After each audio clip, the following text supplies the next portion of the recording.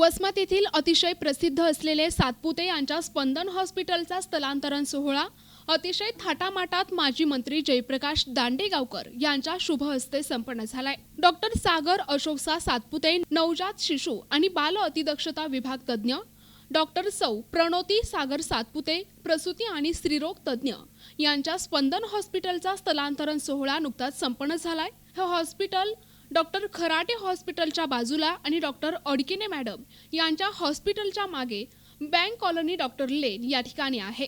आता स्पंदन हॉस्पिटल सर्व सुविधांयुक्त तयार झाले असून त्यामुळे आता बाहेर शहरात जाण्याची गरज राहणार नाही असे डॉक्टर सातपुते यांनी सांगितले आहे। या हॉस्पिटलचे उद्घाटन मंगल आणि अशोक गंगाधर सातपुते आई वडील तसेच मीना आणि बालाजी कृष्णाचा दगडू आई वडील यांच्या हस्ते करण्यात आले। या उद्घाटन प्रसंगी सर्वच मान्यवर नेते मंडळी, नागरिक, पदाधिकारी आणि सर्व समाज बांधव, पाहुणे मंडळी, मित्रमंडळी यांनी सर्व स्तरातून शुभेच्छा देण्यासाठी गर्दी केल्याचे दिसून आले। आता आपल्या हॉस्पिटलमध्ये डिलिव्हरी सहित सुसज्ज शस्त्रक्रियागृह सुरू केलेलं आहे। त्यासोबत सोनोग्राफी पण मशीन आम्ही आता आणलेली आहे। आता इथून पुढे एकाच छताखाली तपासणी तसेच सोनोग्राफी पण होईल। तसेच NST मशीन आहे, जेव्हा बाळाचे ठोके आपण डिलिव्हरीच्या टाईममध्ये जेव्हा बाळाला काही त्रास असतो तर ठोके कमी जास्त झाले, काय झालं, बाळाला काही त्रास आहे हे आपल्याला पहिले समजून आपल्याला काय निर्णय घ्यायचा हे आपल्याला समजू शकतं। तसेच तपासणीसोबत सोनोग्राफी होऊ शकते आणि एकाच छताखाली AC room, special room, semi special room आणि वॉर्ड म्हणजे समाजातला सगळा वर्ग आपण इथे येऊ शकतो, सुविधांचा उपभोग घेऊ शकतो, सगळं व्यवस्थित होऊ शकतं। गर्भपिशवीचे ऑपरेशन, लॅप्रोस्कोपिकली ऑपरेशन, लॅप्रोस्कोपिकली नलिकारोधक ऑपरेशन,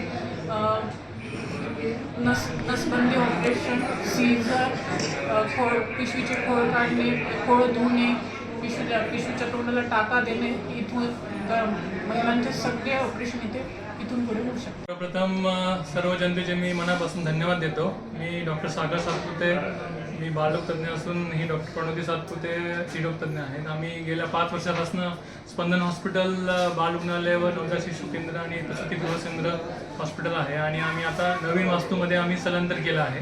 आता या हॉस्पिटलमध्ये सर्व सुविधायुक्त ज्या ज्या गोष्टी लागतात, ज्या पहिल्या हॉस्पिटलमध्ये कमी प्रमाणात होत्या त्या अजून जास्त प्रमाणात द्यायचा आम्ही प्रयत्न केलेला आहे आणि यानुसार जे काही गरजू पेशंट आहेत त्यांना सर्व ट्रीटमेंट इथेच मिळावी आणि त्यांना नांदेडला जाण्याची गरज पडू नये आणि ज्या काही सुविधा नांदेडसारख्या ठिकाणी आहेत त्या सर्व याच ठिकाणी देण्याचा आम्ही मनस्वी प्रयत्न केला आहे।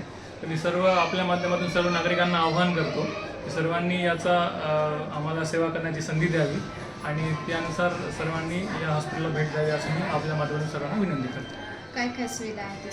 सुविधा आता आपलं ज्या अर्थी पहिले लहान बाळांचा जो आपण विभाग पाहिला त्यामध्ये लहान नवजात शिशु जे असतात त्यांना व्हेंटिलेटर मशीन म्हणा किंवा कावीळ निघाल्यानंतर फोटोथेरपी इव्हेंट असतं किंवा CPAP जे असतं, जे काही क्रिटिकल बाळ जे असतात नवजात शिशु त्यांच्यासाठी जे ज्या सुविधा आपल्याला लागतात त्या सगळ्या आपल्याकडे उपलब्ध आहेत।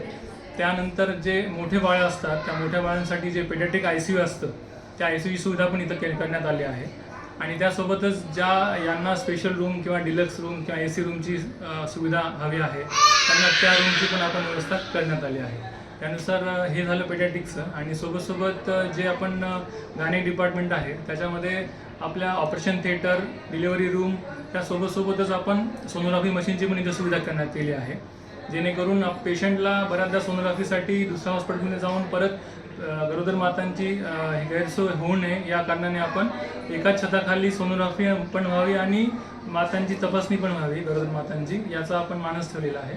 त्यामुळे हे सर्व सुविधा एका छताखाली मिळाल्यामुळे सर्वांना याचा लाभ होईल असं आम्हाला वाटतं। प्रतिनिधी नंदू परदेशी, NTV न्यूज मराठी, वसमत, हिंगोली।